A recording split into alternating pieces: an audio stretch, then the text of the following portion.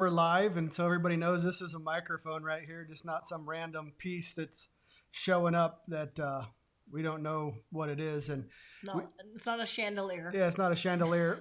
We have Ryan Lampers on the show today, and before we get to him, I'd like to point out that it's brought to you by MountainOps.com. We're also brought by Bertram Brass and Rockslide.com. So please support them because they support us. Ryan, how's it going over there in Bozeman? You guys snowed out? Oh boy, yeah, we doing great over here, Ryan. It's a big change from where we came from, obviously, but we've got a significant amount of snow. Yesterday we finally had a kind of a break in the weather. It was, man, it's been in the minus temps for weeks.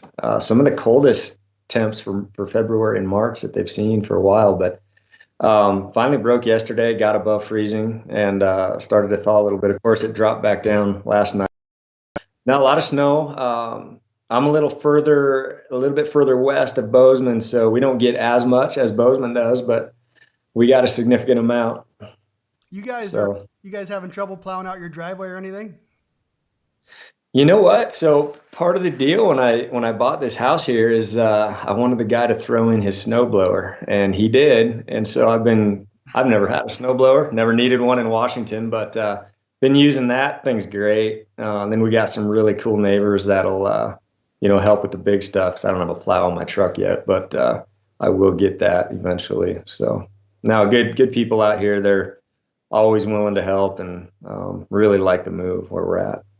So how did this get started? I know that the Hillary's from Bozeman, but what made you finally want to move from your little sanctuary over there in western Washington? Holy smokes. Lots of things, Ryan. Lots of things. We've been wanting to move over to Montana for a while, figuring out the perfect town. Bozeman made sense. Hillary's from here. She grew up here, went to school here, still got family here. I get over here hunting every fall, and I hate to leave this place. I don't necessarily hunt around Bozeman, but I just love Montana in general. And so Hill and I have been talking for years about trying to get over here. How are we going to do it? How are we going to afford it? With all the businesses back home and responsibilities, we knew it was going to be a tough move. But, as far as this place that we're in, I know a lot of people make fun of people for moving to Bozeman, but man, I tell you what, it's just got so much. I mean, if you're an outdoorsy guy, it's got everything. It's got, world-class fly fishing, if that's your thing. Bird hunting is incredible here. You don't have to drive very far. It's got the big game every which direction. Mountains all around you if you love skiing, hiking, anything and everything. And, I've got two daughters. I've got little Miss Paley Bell and little Tana. And quite honestly, everything going on back in Washington these days, wasn't real comfortable raising them there where we were anymore. My oldest daughter, we had homeschooled her entire life, and she went to like a co-op with other kids. But she mentioned to us that she wanted to go to the public school. She wanted to ride the yellow bus. So that was a part of the decision making. We did not have the best schools where I came from in the town that I lived in. Bozeman has great schools. Real like-minded people over here, not so much back in Western Washington where we came from. Politics and everything else. It's just not the place that I grew up in, that I wanted to raise my daughters in. So we were willing to do whatever it took to get over here, and so we made that move. I think it's a cool town. We went over there last year. Yeah. And I think that was the first time we had actually been into the town and not just driven by it. And I was Right. like, this is a super cool little town. I was loving it. I thought it was a great place. You should probably move there over Coeur d'Alene, people. Yeah. Absolutely. Way better than Coeur d'Alene. Well, yeah, Bozeman's got a little bit of everything. I like the country feel, so Hill and I were butting heads. Like, she wanted to be right in Bozeman. But let's face it, Bozeman is expensive. It's trendy. It's got a college to it. So we were looking 30 minutes outside of Bozeman. And so we settled on a town 30 minutes outside of Bozeman that was, a highway commute, real quiet, and you can get to town and get everything you want in like a small town type feel to it.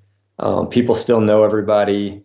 Dude, you pull up, you get fueling up your truck and you hear people talking about hunting, which just blew me away. It's like everybody's the same here. You're not like a standout, unique type person. Like you just didn't see that back in Western Washington. So real good people to talk to. And yeah, the town is amazing.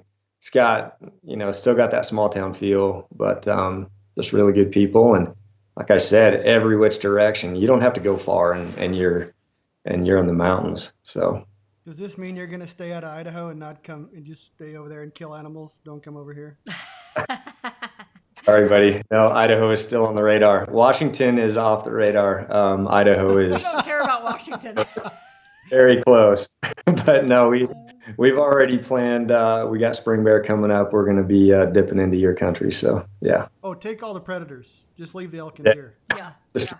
Go crazy on the wolves. Crazy. Just yes. Oh man, I'd love to get after them over there. I haven't got into that hunt yet, but no, now that we're closer over here, it's definitely going to be on the list for sure. Yeah, and it's weird. I didn't realize. I was talking to Jeff Brozovich last week, and they already closed down the Montana season. It's on a quota or something, I guess. That's kind of weird.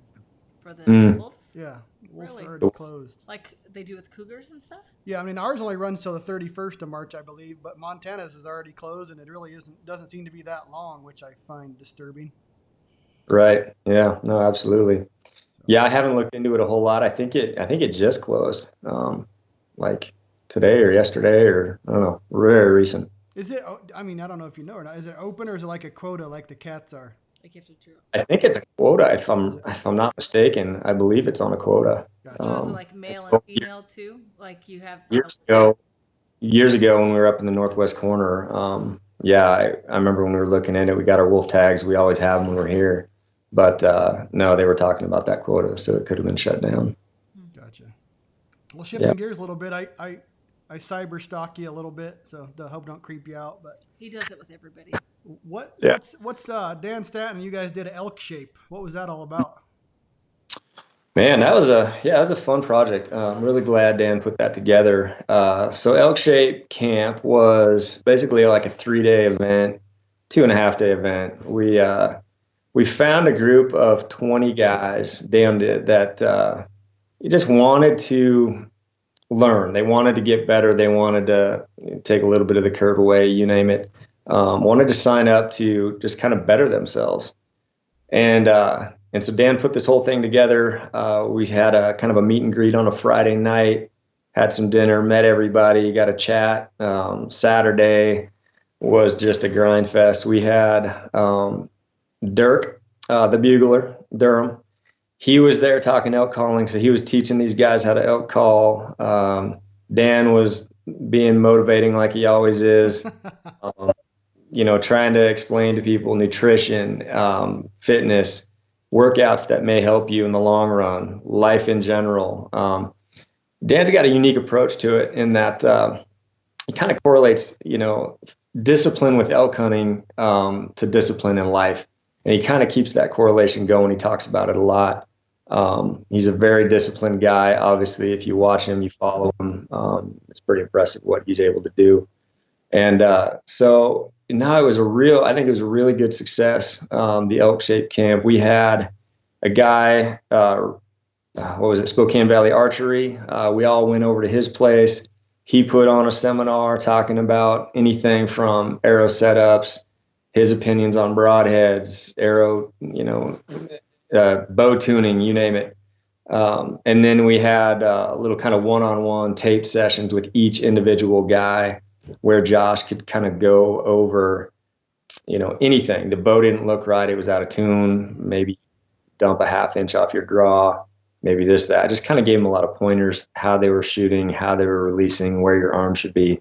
So I think it opened up a lot of guys to how they should be shooting or how they could do it a little better. And overall, a lot of talking, a lot of working out with Dan. He put those guys through the ringer. I mean, he did his style fitness, CrossFit workouts, and everybody crushed it. Everybody gave 100%. it was really cool to see. I think everybody walked away from that feeling like they learned a lot, and really, pretty inspired to get after it and get ready for elk season, which Dan is all about elk. That's his thing, is just elk. And no, he lives it. So I Is was real it happy. like the Mountain Tough program where you can log on and you see like a workout for each day, or is it just like a gym where you go in and like a CrossFit gym that he's modified Yes, to?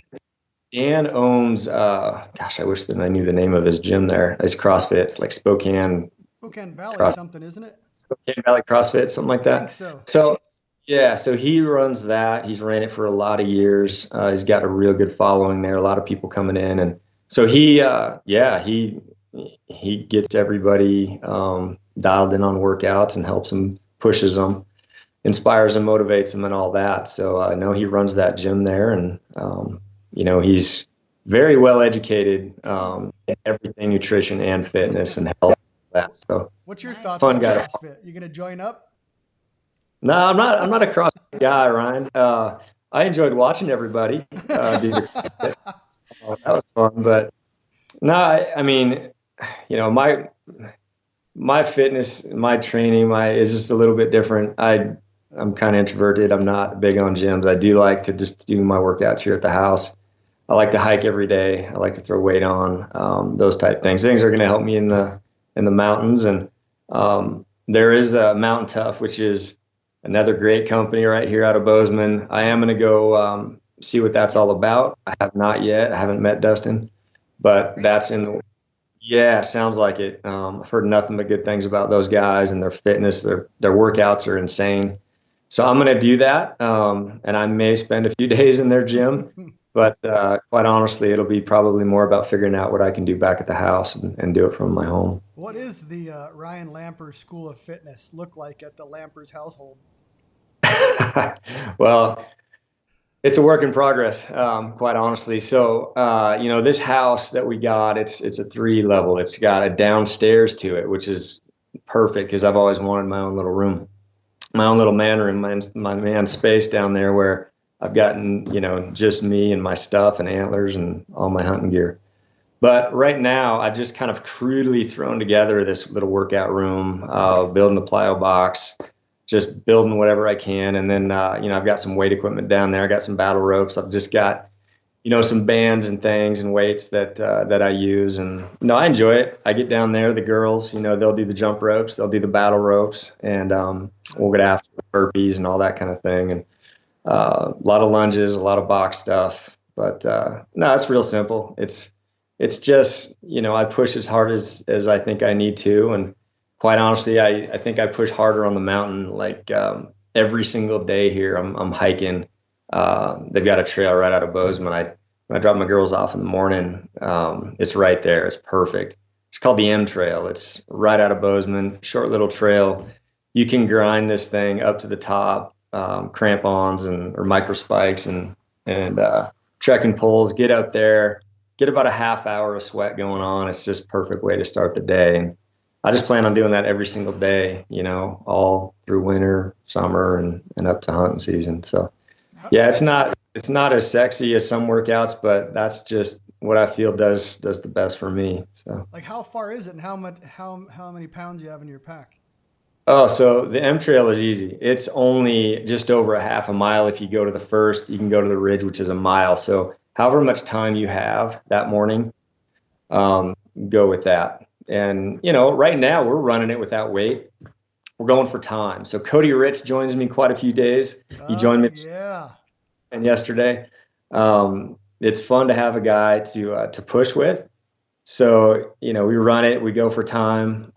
He's going to get better and faster, and he's really like, he's going all in on this season and starting his working out prior to when he usually does, which is usually in the spring. So, I think it's going to be a good thing for both of us just to keep us pushing and trying to, I don't ever want to allow Cody to beat me to the top. So keep grinding. I know that. But I think it'll be good for both of us.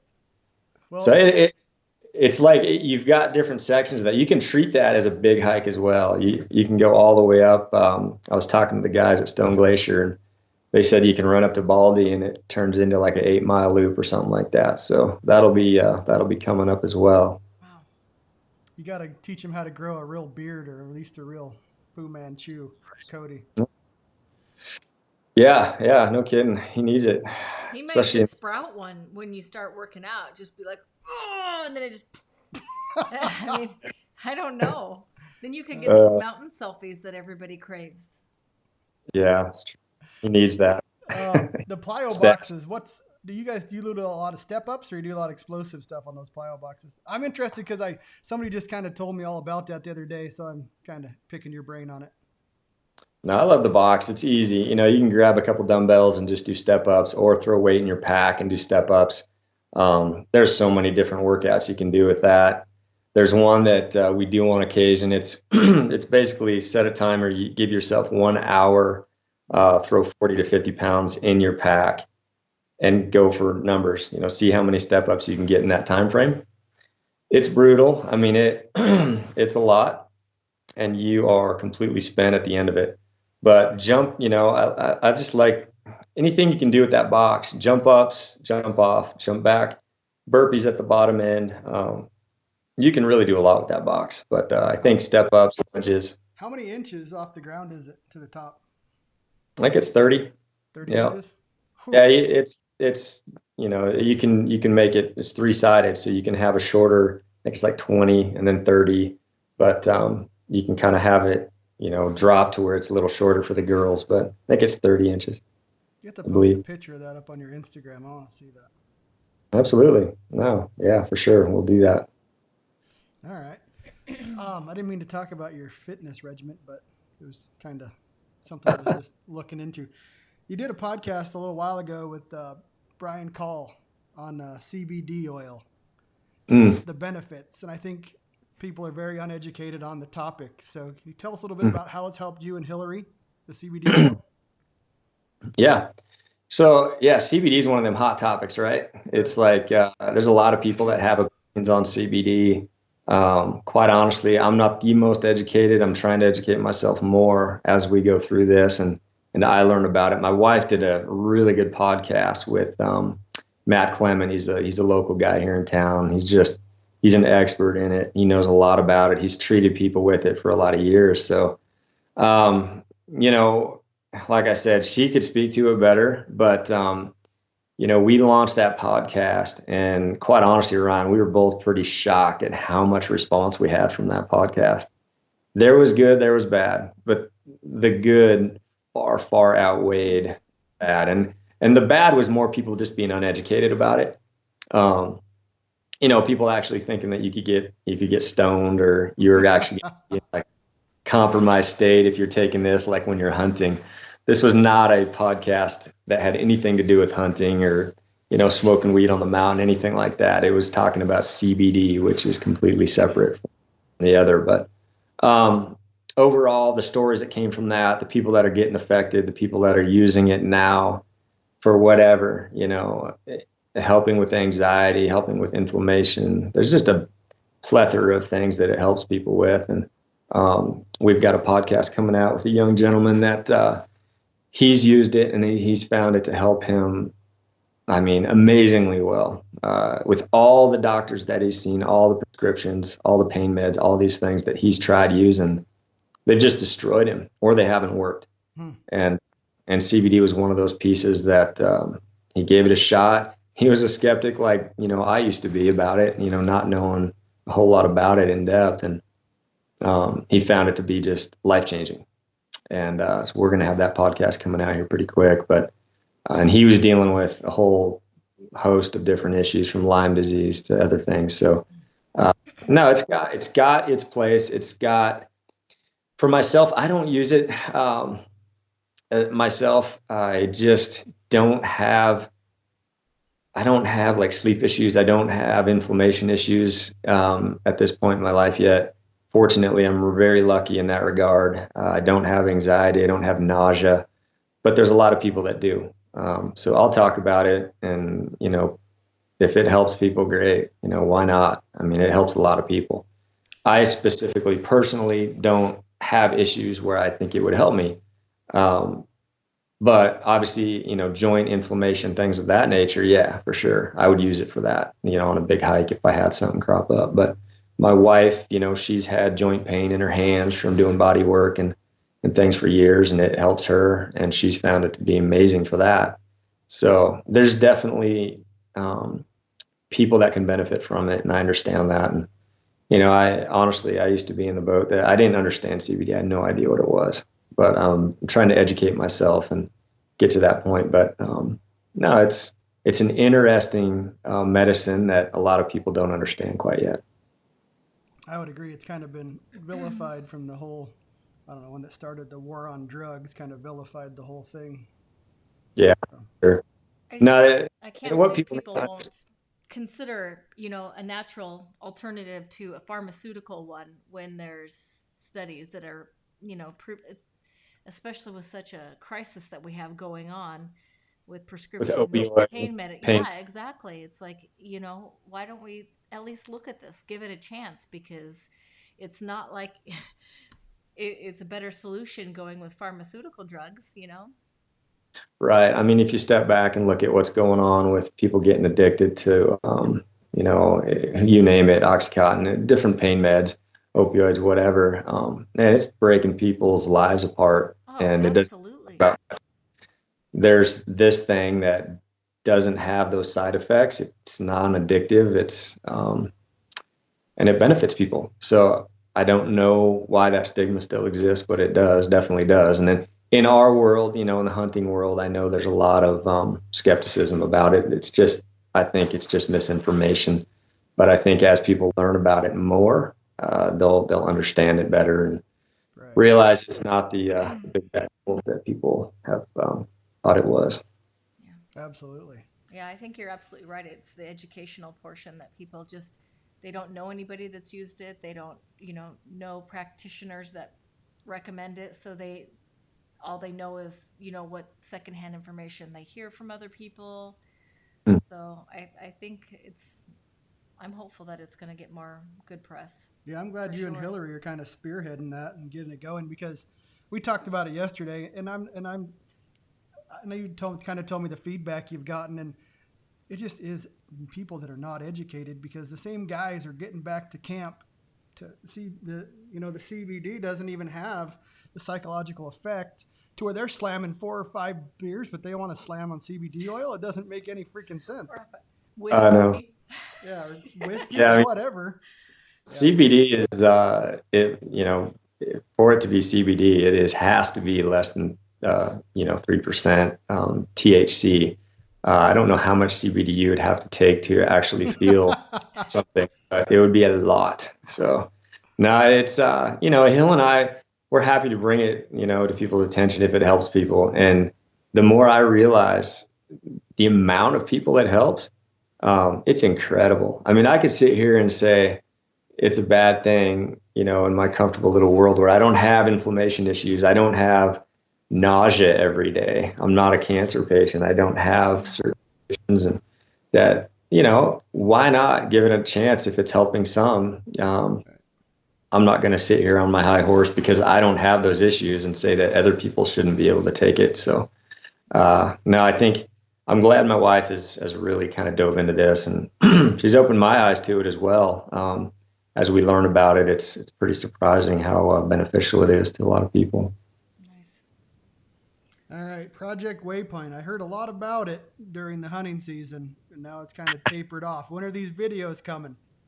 Oh man, so we're supposed to have one coming out here pretty quick. It's supposed to be end of this month. We've got one coming out. I think our Colorado hunt, we're going to be putting it out. Here's the thing with Project Waypoint, Ryan. So initially, the whole project was going to be, we're filming everything. We're going to get all these hunts on film, blah blah blah, and it was going to be super cool. Well, I'm a lousy camera guy. First off, Me too. yeah, I realize there's a lot more difficulty in self-filming than it looks. I have incredible respect for Remy and Tim and how they're able to capture these hunts on film and do it very, very well. We made some mistakes this year, absolutely. I did. Myself, I did, because I did not have either a camera guy capturing some of the shots that I should have had with me, um, and then I get so wrapped up in the hunt itself that I just don't even want to think about a camera, a tripod, or any of that. So I just go for the hunt and forget about the content and all that thing, which quite honestly doesn't matter to me as much as the hunt itself and trying to find success and get all that whole adventure. But we did get a significant amount of footage, so we are going to be putting it out for sure. But yeah, it should be starting to come out here pretty quick, end of the month. Yeah, I'm a lot like you, and in the heat of the moment, and she's been with me. It's fuck it, we're getting this done. Yeah. Oh man. I mean, practically every time, as soon as you find that one animal, I mean, especially on those hard hunts, if you've been in there a week or week plus, do you really want, once you get that one opportunity, and let's face it, these opportunities on mature critters is tough. It's limited. It's really, really hard to come by. And when you get that one chance, do you even want to take a 2% risk that this setting this camera up is going to slow me down? It's going to make a noise. It's going to, he's going to see it, blah, blah, blah. And quite honestly, no, I don't.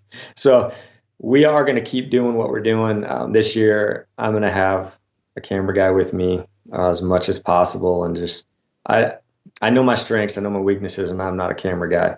So I'm going to stay in my lane and just try to do what I like to do, and that's hunt and not worry about the camera stuff.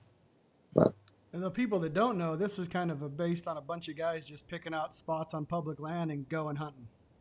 yeah, yeah, just all public land, spots on maps, going for it. A little bit of e-scouting, and once you get there, give it everything you have.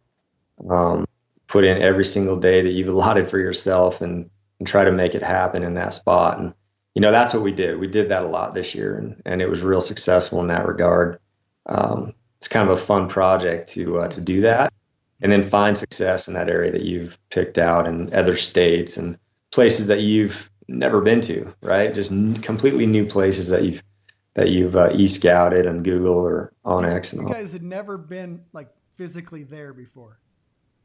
Yeah, yeah, most of those places. Wow. Only a couple hunts this year did I go back to old haunts, but like yeah, Nevada was completely new, Colorado was completely new, Montana. So yeah, most of these places were completely new, and it was just fun. I mean, that's one of the things I love is now at this stage of my life, getting out and seeing new places and really trying to like learn them, figure them out, and as much as I do like going back to old haunts that have had success in the past, it's so much fun just to figure out a new place and spend the days that whatever it takes to try to find that mature critter and get it done. Yeah, one of the questions I get asked a lot is, how do you find a spot? And people are afraid to even people that live in the West are just afraid to drive someplace and go hunting. So it's kind of cool that you guys just picked a spot and rolled and had success.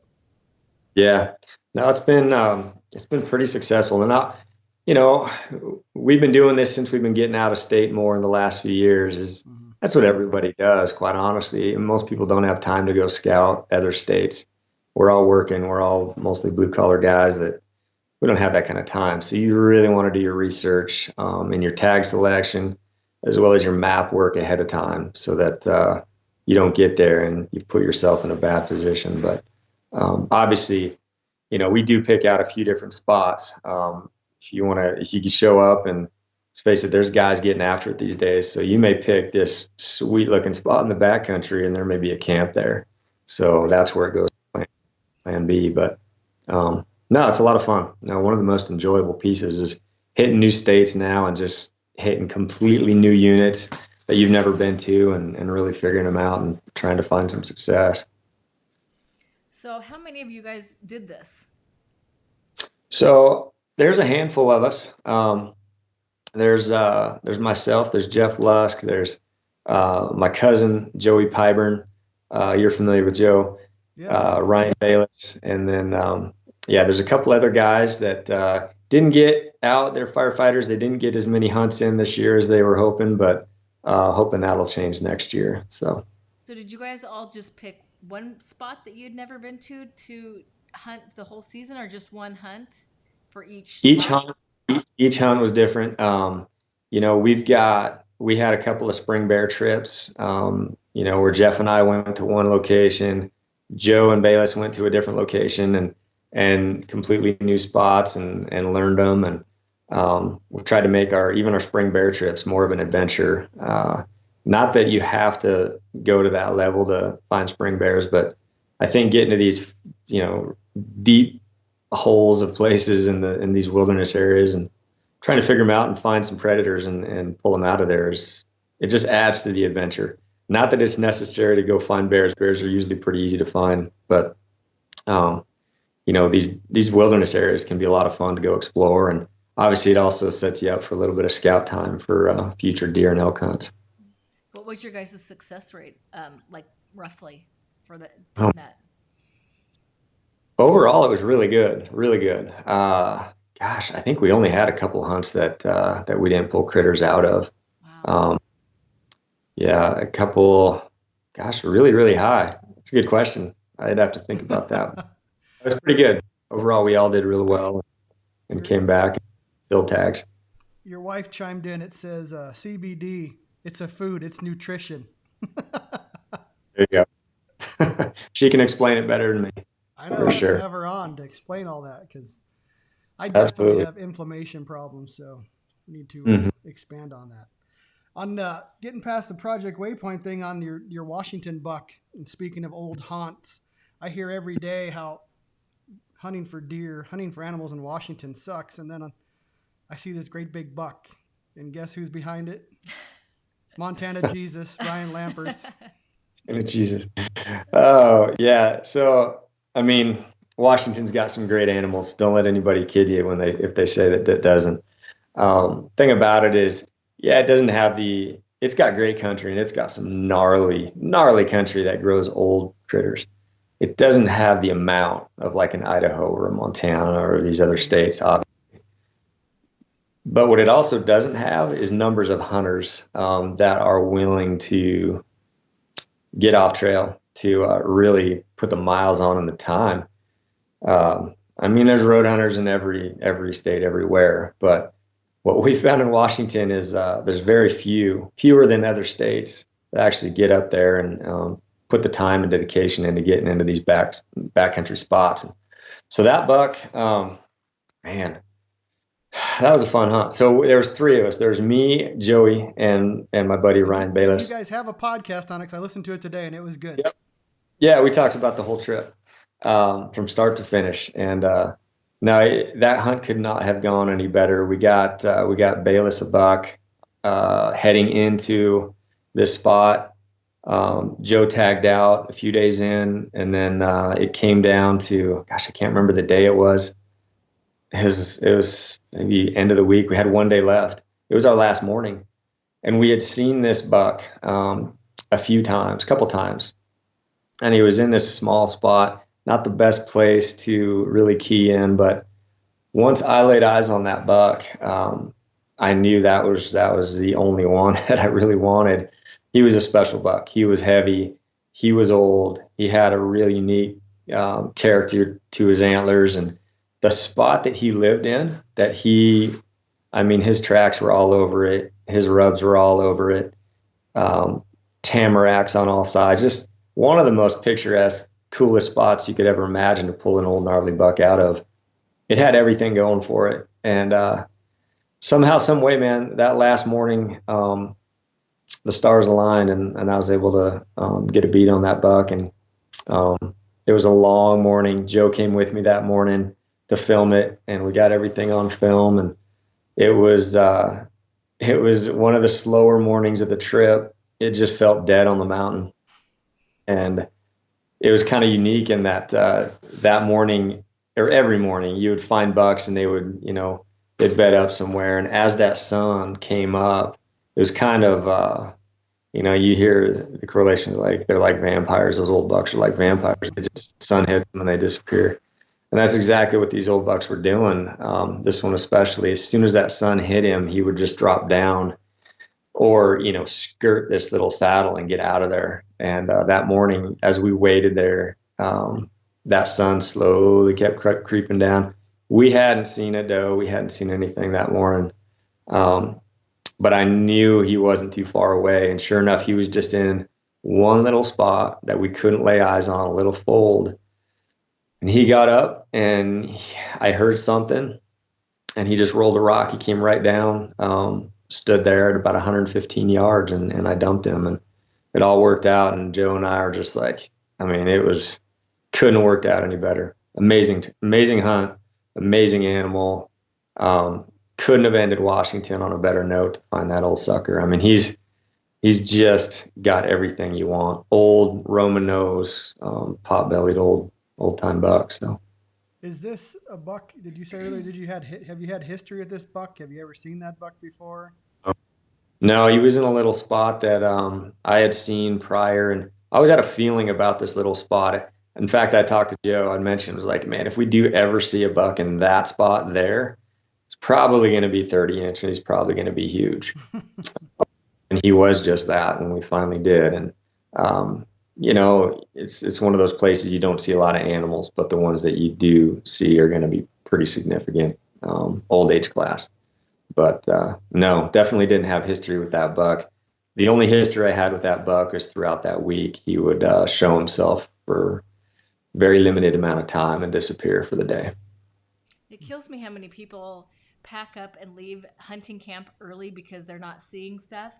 Because 2 out of the 3 mule deer I've shot had been literally the last hour on the last day. And I'm like, how can you leave early? You don't know until, like, when it's done, and you have no other time. That kills me when I hear people say, oh, we're not seeing anything, and they pack up and go home. I have no idea why, Tanya, that last day thing happens like it does. I don't know. It's not like you're not trying, It's unexplainable, but in my lifetime, I should try to count up the last day bucks or bulls. It's a significant number, and I don't know why that happens that way. Whether it's the last day that I have or it's the actual last day of the season, it happens so often. There's something to it that I can't explain. I think Either way, it doesn't matter because it's the last day. For you. We need to do a contest on that, last day bucks. I have a theory on the last day of the season. It's because animals are going back to their old patterns because there ain't nobody out there anymore. Yeah, because everybody's gone home. Yeah, honestly, logically, it's probably you've spent enough time to have finally figured out the animals. You're at that point where you've learned their behavior, you've learned their habits. It's got to be something like that. But there is something magical about that last day that I can't explain for sure. So. I agree. Yeah, I totally agree with that. I liked Ryan. What's Ryan's last name that's with you? Bayless. I liked his frankness when he started that podcast about animals or deer, elk being out in the sun. So he said, I like being in the sun. So the animal should be out in the sun, which I guess in logic, you'd think that's true. It's absolutely not true, but I liked his frankness. I think a lot of people think that way. Yeah, that was him in a nutshell growing up. He hunted with a small group of fellas, and in his man brain, he just assumed, hey, I like the sun when it comes out. It warms me up. Deer gotta love the same thing. So he was always looking in the sun patches versus north slopes and all that. So, he obviously found very little success in those early years, but he's learned a lot and he's figuring it out. So, yeah, that was a good podcast. I don't know which number it was. I know it was in December, but if you guys want to listen to a good one, that was a good one. Yeah. So I want to ask you this: how many deer in the last how many animals in the last 3 or 4 years have you shot on private land? I've never shot one on private land. Yeah, so I wanted to clear. Yeah, I saw something a while back, and I was like, yeah, he's lucky and this and that. You're not lucky. You are lucky, but you put a lot of time and effort into it, and it's all been public land, correct? I've never been guided and never hunted private land in my life. Nope, I've never gone on a paid hunt. Not once. Yeah, actually, no, I'll take that back. I have hunted birds on private land, but that's it. As whale and hunts. Animals. They're just But like yeah, a waste of. I've never hunted deer, elk, or bear, or any of that on private land ever. So it's all been public land. I'm as blue collar as any guy out there, and that's kind of what as I just want to. I'm going to stick to that because, um, well, that for one, that's all I've ever been able to do. I'm not a wealthy guy. I've never had opportunities to go hunt private ranches and whatnot. And there's people that do have that luxury, and good for them. Maybe if I was in a different situation, maybe if I had a rich uncle that had 10,000 acres, I would probably hunt that land, but I've never had that. So um, I'm just going to stick to what's worked, and I really like the challenges of the public land thing. It seems So, to be working for you, okay? I mean, you're doing okay, right? well, Keeping you kill like you things. were saying, Ryan, there is some luck to every hunt, I think, but you make your own, and it's about being prepared. You know, I I may not be like how as well rounded as others, but I take the hunting very serious, and I dedicate the year to that, if you want to call it a craft. And man, I just love the whole getting prepared, talking about the hunt, getting ready for it, the food prep, the training for it. There's so many aspects to it. It's a lifestyle, and I think if you take it that seriously, you quite honestly, if it makes any sense, you don't allow yourself to fail. It's too important to you. So you just give everything you have. And there's plenty of animals on public land. There's old age animals on public land throughout the West. And, still finding areas that aren't getting looked at, and finding unpressured animals out there for sure. Yeah, I don't think that can be your public land deal can be overemphasized. That's pretty unique. And I'm not against hunting on public land or private land. Hell, if I had opportunity to hunt private land, I'd do it, no problem. But I think a lot of guys get fed this line of the success, and the people on the other end aren't always honest on where they're taking those animals, and it gives people unrealistic expectations For of sure. of the Sure. West. Yeah. So that's Yeah. kind of why I wanted to point that out. Yeah, there is something to that for sure. And I don't ever want to act like, a snob and say, public land is the only way, because it's not. There's private land out there, and there's a lot of reasons for guys to hunt private land. Right. But there's unique challenges on public land, right? And I Mm-hmm. think it's fun to, I don't think my freezer is going to be empty for a while. And I'm not worried about the meat so much, but I like the adventure. I like the challenges. And, those big wilderness areas, I mean, there's adventure galore, and there's all kinds of challenges in there, and there's good animals as well. So I just like that part of hunting. And again, if I had, access to some private stuff growing up, I would be all over it. And you could probably take some great animals and still have big adventures out there. It's just, it's never been something that I've been afforded. And, I've never been in that situation or boat, but. Speaking of food prep, you got any new recipes? You got anything new you tried this year? We talked about your little balls things last year. Mhm. That's still Oh yeah, go protein to. balls. Oh man, there's so many recipes we could talk about. Pick one. I mean, you got to keep it interesting, but it's always evolving and changing as far as different snacks and, everything from breakfast, lunch, snacks, dinners. Always kind of spicing it up with something different. Breakfast is my tried and true. I do that mountain mush. It's got oats. You can use quinoa flakes in replacement of oats if you want. There's so many variations to all of these things. Even the dinners that you just never get old. It never gets boring or old or stale. So, as far as my breakfasts, it's half cup of oats. You can add whatever flavor. If you're into mountain ops, you can add whatever flavor protein powder that they have. I've tried everything from the lemon poppy seed to the banana cream to the chocolate vanilla, and it just kind of it's unique to that breakfast. You can use powdered milk. You can add that to it. You can add chia seeds, nuts, dried fruit, dried berries, peanut butter powder, any variation that you like, or build 5 separate meals for that week. and it just never gets old. Quinoa flakes is a good one. A little more protein in that if you're okay with quinoa. As far as snacks goes, yeah, I've done the peanut butter balls or protein balls for a while, and those are ridiculously easy to make, which is why I like them. They're a no bake peanut butter. It's basically peanut butter, agave, honey, and oats. And again, you can add anything you want from seeds, berries. You could add chocolate chips if you want, and sweeteners, honey, agave, maple syrup. They're about as easy to make as it gets, and they're healthy. They're clean. Shredded coconut to kind of you roll them in shredded coconut at the end, and man, they pack up real nice. You flatten them out, put them in a zip, or put them in a vacuum pack bag, and you got all the snacks you want, and they're extremely cheap. And I'm a frugal, cheap bastard, so spending even $3 on a bar kills me. And usually those bars have a lot of sugar in them and stuff that you probably don't need. And so, those are one thing that I enjoy making, just different types of bars, those protein balls. You can also add coffee to those things. Just grind the coffee real fine, like an espresso type blend.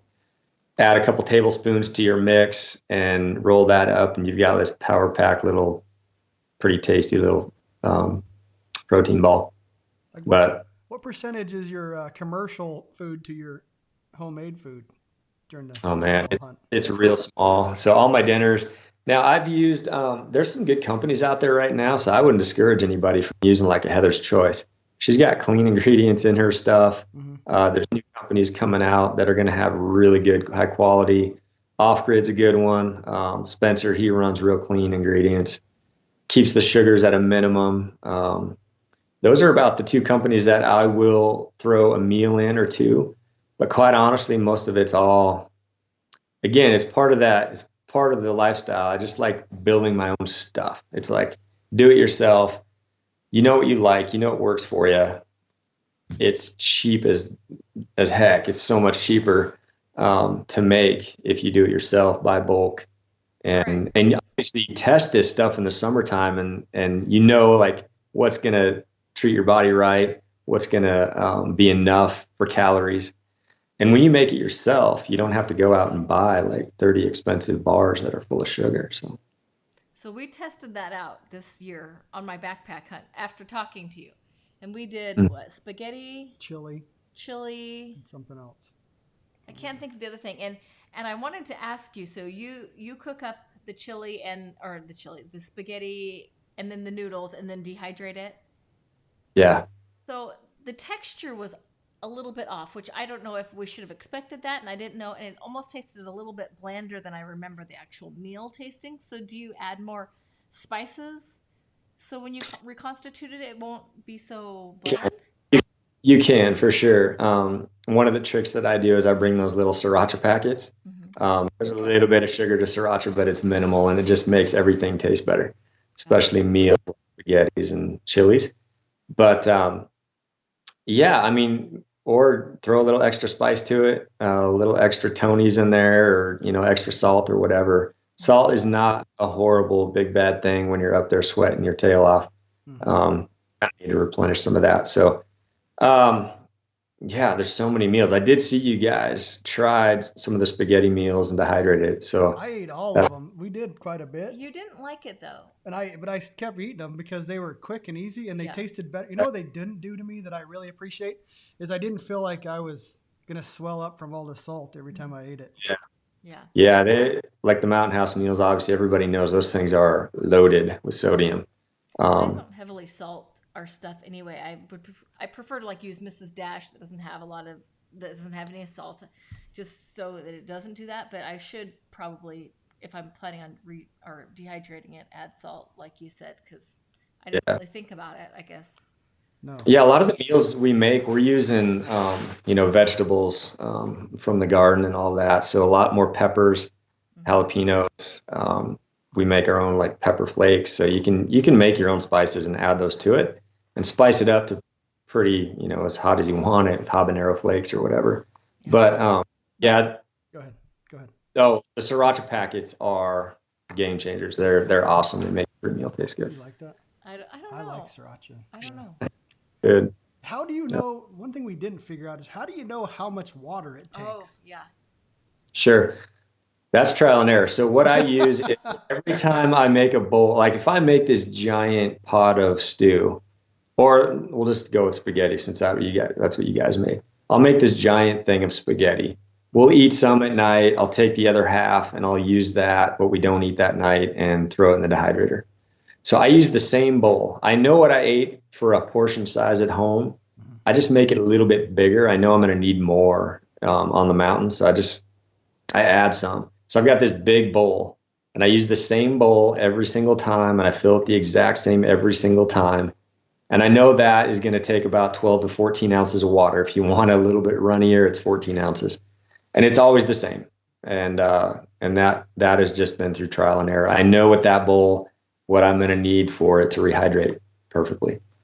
So do you like put like one bowl to each tray? So after it dehydrates, then you need to, okay, that's smart. That's a good way. Exactly right. So yeah, sorry, I should have said that. So you fill that bowl with like spaghetti right out of the pot, and then you use one of those silicone trays or your whatever dehydrator you're running, and you spread that one bowl on that one tray. So every tray is its own meal. Gotcha. And that way it's always the same.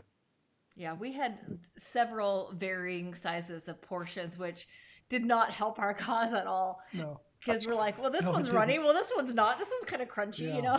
Consistency Yeah, is probably the key there. Yeah, I used to do that. I used to just like fill every rack, and then I would take them, uncrumple them and put them in bags. And yeah, the consistency wasn't there as far as the amount of water to add to it. I So, also underestimated how long it would take to dehydrate. Yeah. It took a long damn time. Yeah. oh yeah, it takes a while. I mean, obviously humidity and everything is a factor, but in the summer, man, it'll take you 8 hours to get through some of that stuff if you have it nice and chopped to small pieces and whatnot. But some of the dishes, like the quinoa dishes, one of my favorites is I'll cook up a bunch of quinoa. I'll stir fry just all the extra veggies I have, and obviously add some meat to that. Just burger, non-fat burger, just straight grind. Mm-hmm. Stir fry that all up, add that to the quinoa, and then I'll make up like a yellow curry, and I'll put that to it. And quinoa rehydrates extremely well, and it's a real good grain. It's pretty healthy for you, and that's one of my favorite meals on the mountain by far. That sounds good. Do you guys have like a PDF or something online that people can go and either get it or buy it or from you guys? Mm-hmm. Yeah, so we've got recipes, just straight recipes on our website, huntharvesthealth.com. Uh-huh.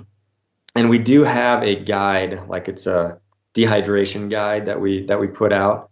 I think it's on there for like $10 or something like that. But we do have that on the website. So Well, it sounds yeah, so straightforward when you actually do it, but I'm handicapped, I guess, and I can't. step by step by step. Yeah. It's the things that you don't think about, like, oh, each one portion to each tray. It's just like, oh, we'll throw it on there and then we'll kind of eyeball it and crumple it up. More is better. Yep, for sure. Yeah. And No, I'm not here's really a one- great here's one- cook anyway. yeah. Here's one for you, Ryan. You like sweet potatoes? No, I hate sweet potatoes. Don't? I like them. Oh, I think they're the Crazy. devil's food. Anything healthy vegetables, he's like, Ah, yeah. I'm no. about the most vegetables I go to is the green beans Or carrots, or carrots if they're raw. No. or tomatoes. Is tomatoes one? Huh? That's about Yes. it. I don't think green beans have ever made it on my dehydrator, but Oh yeah, that's for all sounds those like normal we do. people out there that love sweet potatoes, I'm going to throw a recipe at them. It's real easy. Yeah. I Okay. love sweet potatoes. Cook down some sweet potatoes. Take like 3 yams or sweet potatoes. Cook them down till they're soft. You can go real easy and take applesauce, or you can cook down your apples. 3 sweet potatoes or yams, 3 apples. You cook them down till they're soft. You put those in your Cuisinart. You blend them up. Put about a tablespoon of cinnamon or less, whatever. I put a lot in there. You can add like nutmeg or allspice or whatever. Mm-hmm. And you mix it all up. Put that out on a silicone sheet on your dehydrator, and you make like a sweet potato leather out of it. And that's one of my favorite treats on the mountain. And it's good carbs, clean carbs, and it's super good, real tasty. That sounds good. Could you do that with like other shit that tastes good? Like just apples and Absolutely. pears? Oh Is that yeah, what you yeah, mean? Yeah, like a banana you chip. can You get, could do the same thing, but like I like yep. tomatoes. I don't like sweet Oh, you got some potatoes. tomato leather? Some tomato leather would be like those Gross. sweet potatoes just are, oh my god, they're You can nasty. do you can do anything and everything you want. You can make all those leathers. I mean, there's so many good carbs, better carbs for you that you can make on the dehydrator that you can use and snack on. Honestly, Ryan, just making like banana chips, and they're lightweight, they pack down to nothing if you vac them, and they're like a really good treat on the mountain. So it's pretty amazing what you can do in a dehydrator if you just get creative with it. Yeah, and Get what I out. found is I don't like to eat the dehydrated stuff, so I won't eat it. So I have to find stuff that I'm going to eat, or you start to get really burnt out. No, for sure. No, you got to keep mixing in new things and get creative with the everything from the snacks to the meals of all sorts. But berries and fruits and all that kind of thing, you can get. I mean, you can dehydrate your own pineapple and add that, or mangoes and That add. would be good. It That just would kind be of good. gives it a different flavor. Yeah. You know. So, what has changed from your first backpack hunt that you remember going on to like now? What, besides probably gear, as you've gotten older Oh, and a little bit um, more what has wise? changed? Um, I've gotten one heck of a lot smarter because I don't know if you've heard my first backpacking trip is I got lost. I got at first deer. Yeah, I got completely turned How around, old? lost. I was 14. Oh man. 14, my dad turned me loose in a big wilderness area in Washington.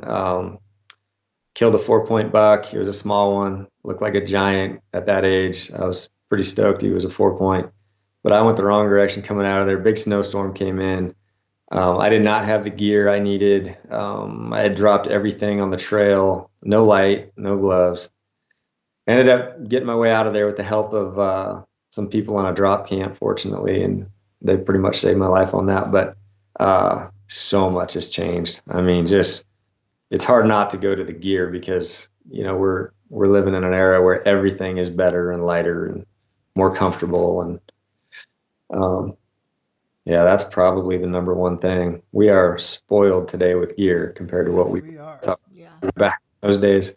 Back in the 80s and the 90s, I mean, everything was heavy, man. We didn't, everything was in a can. It wasn't dehydrated food even back in those times. So, no, we got nothing to complain about now. There's that one can of chili. Yeah, it was like, what was it, Denny Moore stew and Natalie's chili back then and Yeah. Spam. Sure. Those were like the staples of our hunt camp back in the day. I remember it's like in the late '90s, probably my first backpack hunt, and maybe mid '90s. Anyways, I thought it'd be smart to take a bunch of those MREs in the whole package, not break them down, just take the whole damn thing. The pack, I swear, my pack in had to weigh 80 pounds. For sure. Oh, we were tougher back then, for sure. I mean, I remember late hunts in Idaho where, we had remember those big green like wool pants? Oh yeah, And, I still I mean, have those, some. Yeah. oh yeah. I mean, they're scratchy, but you can't get cold in those pants. I mean, you get rained on, they get heavy, but you can't get cold. Um, I thought that was like the best thing ever. That and like fleece gaiters and everything was heavy, everything was wool, and no, we've come a long way. So I'd say from my first trip to now is just that. I mean, now you're going in on a 5 day hunt, and your pack is 35 to 40 pounds. That's significant. And that changes everything. Yeah. So much more mobile than you could be back then. Um, and just, yeah, much more comfortable for What's your sure. thoughts on quilts? I don't like quilts. I'll say it. I'll admit that. I'll I double know down with you. I hate quilts too. people that love quilts, but I've tried them. Man, I got an enlightened quilt that I was really hoping I was gonna like. I mean, it's enticing, man. It's sexy. It's like 17 ounces or 19 ounces, and 19 ounces of freeze your ass off. exactly right. No, once you spent a night in the cold, um, And maybe quilts are made for early season, but how many early seasons have you ran into a giant snowstorm or been pinned down with some wind and snow and 2 feet comes in? I mean, it happens. And I have a handful of experiences where a quilt was the last thing I ever would have wanted. It's hard. You want to save every little bit of heat you have in those situations, and a quilt will not do that. You want to sit up and cook. A bag just keeps you warmer, in my opinion. I know there's a little bit of savings on the weight, but I don't know if anybody can change my mind if it comes to, if you're getting pinned down on a mountain in a bunch of snow and cold weather comes in and you're going to sit it out on the mountain and wait for it to break. I don't think a quilt is the way to go. And so I'm going to stick with the bags, something that's just you can just cocoon in and deal with, ride out that weather. And I'll pack the bags right now, the 15-degree bags, you're looking at 2 pounds, 3 ounces, a lot of these things. So I'll pack the 2 pounds. 10-ounce savings. The quilts are like a 10-ounce savings. I'd rather just pack a little bit less food and stay warm. Absolutely. Yeah, no, I'm not a fan, and I know there's a lot of people out there that are, and that's fine. But no, I've just had a few situations where I knew that I would have suffered with a quilt, even in the early season. Sometimes that weather comes in, and you'll get snowstorms in September, and man, no, I like my bag for sure. Scott Solomon says, "Hi, Rye." So he could be saying that to both of us, which I appreciate. Maybe he is. Yeah. I'm feeling a little neglected right now. I'm not gonna lie. Thanks a lot, Scott. Scott's. I'm with you on those quilts, though. I've tried 2 different times. I've talked to 2 different quilt manufacturer owners, and I always wonder, because I go round and round on Rockside with people that love quilts, and I'm like, I'm not knocking on you, but damn, how much time do you spend in the woods? Because sometimes they're okay, and sometimes I don't care what I do, I just freeze my ass off. Yeah. I mean, I hear people even talking about, some of these 15 degrees are too warm, but I mean, it's not rocket science. All you got to do is either get out of it or unzip it a little. Well, what are you going to do when you're already up there? If weather rolls in, that's my thought is like, yeah, well, it's great. You can look at the weather forecast, which is what we did on my backpack hunt, but then it ended up raining and then snowing. And I was like, well, thank God we, with 0% chance of either. Yeah. So it's like you can't account for when the weather's going to change. And in Idaho and Montana, that just happens like frequently through the day. So Absolutely. I can remember just 2 years ago, me and Joey, we were on a hunt in Washington, and we weren't expecting the dump of snow that fell onto us. And we were down in this little hole, and we finally got to the place that we wanted to be. But the weather moved in, and we weren't going to crawl out of the mountains. We were going to ride it out, and we rode it out for a couple of days until it broke. But I remember, Ryan, sitting there in that bag, in the warmth of that bag. It was a 15-degree bag, and still, with everything on, you got to sit up and cook. And I mean, it was a cold little, hole that we were in. There's no way I would have given up 10 degrees or anything. I loved being in that bag, and every single ounce ounce of heat mattered to me at that point. And no, that would have been a total disaster if we'd have been in the quilts. Windy and dusty and cold. Absolutely. And you and Tanya, you're skinny folk. I'm husky, and I still get cold, and I run hot. So I'm thinking, how in the hell are these guys doing that? I got nothing. I would die. And then I would be pissed off when I got back of epic proportions. Everybody would be getting an angry email.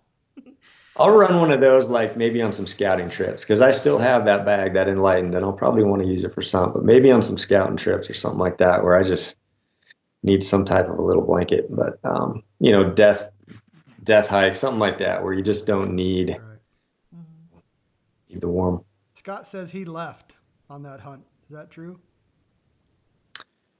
Yeah, that was it. Well, he wasn't with us, but he was with another group, but they got that same storm. So, it was a brutal, out of nowhere, big snow, big cold, big wind. So Yeah. Scott, did you have a quilt with you? Is that why you had to leave? Mm. So Yeah, we're getting over an hour, so we just want to go through 2 more questions for you. Sure. I don't know The about this. EXO, your Yeah. EXO, they call it Death Hell Hike. I talked to your cousin Joey. He said he loves, and I do too, ultras, and you don't like Mhm. ultras. You have a different philosophy on boots. Hmm. Yeah. I mean, I would love ultras if they fit my foot. I don't know. They just don't fit my foot. They're just not that comfortable on me for whatever reason. Yeah, Death Hike, a lot of guys ran those ultras, especially this last year. I mean, they're a popular shoe. There's something to them because everybody loves them. Um, but yeah, last year's Death Hike, we did 93 miles in the Sawtooth of Idaho. And, a lot of people were in those. There was still a lot of foot issues, a lot of blisters. You can't get around foot pain and stuff like that on those type of miles. But um, like myself, I ran just a lightweight pair of Crispies. They were the Laponias, and I had, you know, this was the first year that I'd had those. Bought them back in February, and I wore those. And they're basically like a tennis shoe. They're real soft, but they're completely waterproof. And I loved them. I mean, they're made for my foot. They may not be for everybody's, but no, I'm just not an ultra guy.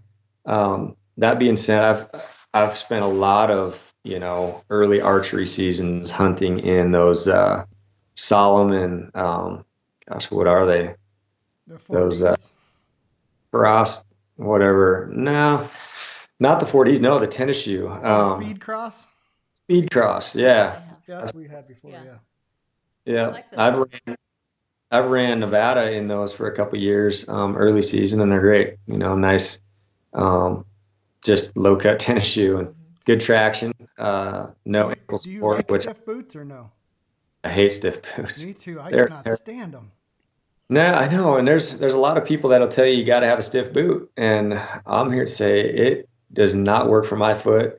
Don't let people tell you that because everybody's different.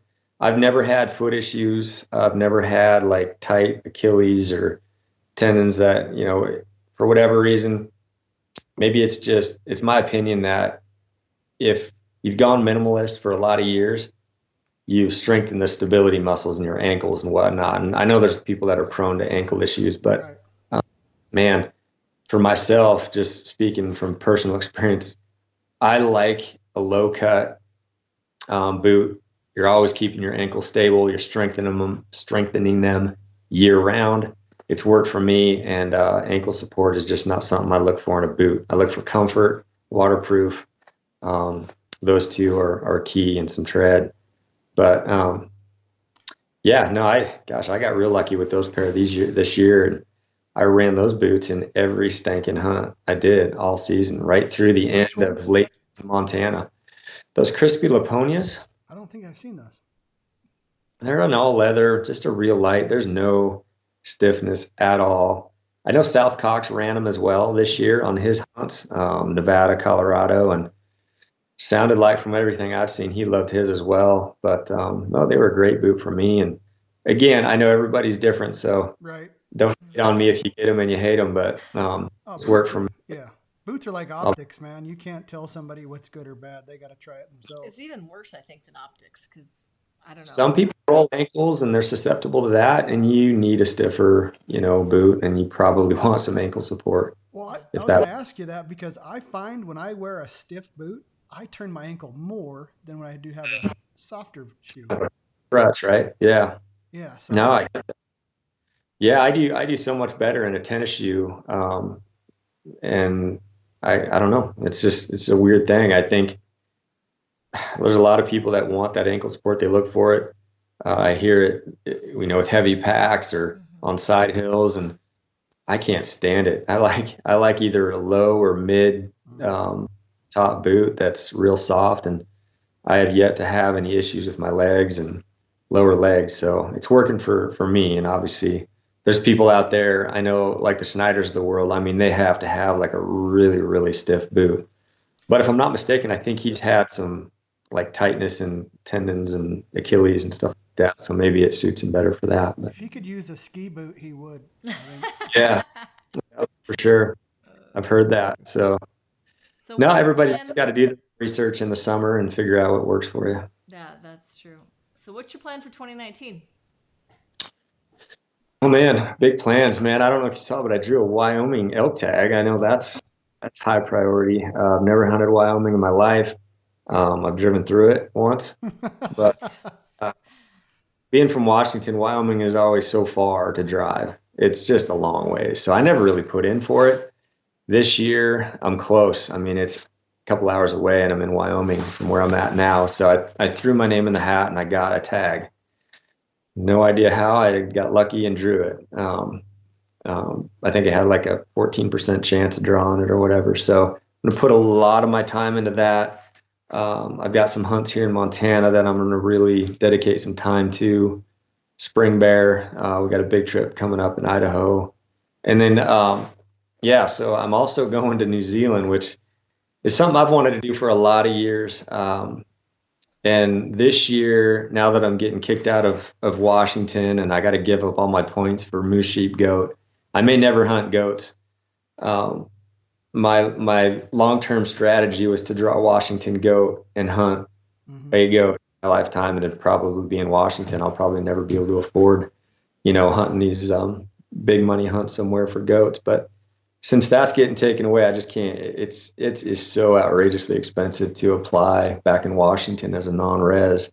Tar seemed like the next best thing, and man, started looking and researching New Zealand, and you can do that trip for so cheap, quite honestly. So been learning about that, and yeah, we're gonna go over there and try to hunt some of those public land tar up on the top of the mountain, and gonna hike way up in there and spend some time and figure that out. And that's been a dream trip. I've wanted to do something like that forever.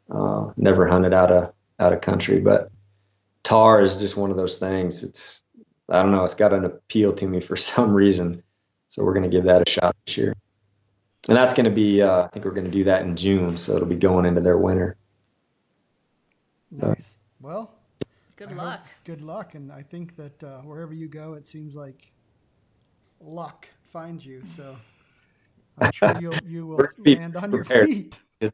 That's a big commitment in time and dollars. It's not a ton of dollars, but it's dollars that those are precious. So gonna spend a lot of time preparing, doing as much research, talking to people as we can, and really figuring that out. We're gonna go into that high country and see what we can do in New Zealand. But yeah, as far as the rest of the hunt, it's going to be a lot of Montana, some Idaho, dipping into your country, and I knew you and all that. I knew you would. See, what's that? I knew you Yeah, would. it's hard not to, man. Idaho's a great place. It's a great state. I agree. So, It's okay. I I mean, don't come here. Don't move here. I mean, it's just okay to If visit every once in if a we while. don't get our draws in these other states, there's always Idaho. So Idaho's sure. a good state. I can hunt. Me and Tanny could hunt here the whole season and never leave, and hunt dang near every day in the fall. So yeah, no, it's incredible. Yep, I just for said sure. that out loud. What a God, dumbass. idiot. So yeah. Well, Ryan, But we no, really so we're excited. It's going to be a great one. Loving where we're at here in Montana. It's kind of centrally located, so everything's closer. Idaho, Wyoming, everything, Colorado, Nevada, they're all closer. That's true. even hit some of those Dakotas now. I know. Yeah. I was talking to a guy the other day who was talking about Dakota. So someday. Yeah, we feel your pain. We're like right up on the panhandle, so we're like next to Canada, and everyone's like, well, you're in Idaho, aren't you close to? And I'm like, no, we're not close to anything.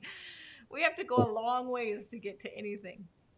Yeah, I guess definitely. besides you guys, but I mean, that's still what, 2-3 hours? Well, you're 4 hours, 4.5. Yeah. You guys are, at least that still from where you're at to get to Bozeman. So yeah. Sure. All right, Ryan. Well, thanks a lot for coming on. If you guys are caught this episode late, we're gonna have the podcast out on Monday, so you can listen to it in its entirety. Nick Stevens, thanks for finding us, and again, Ryan, thanks for taking your time. Absolutely. Appreciate it, guys. Thanks for having me on here. It's fun. Thanks, guys.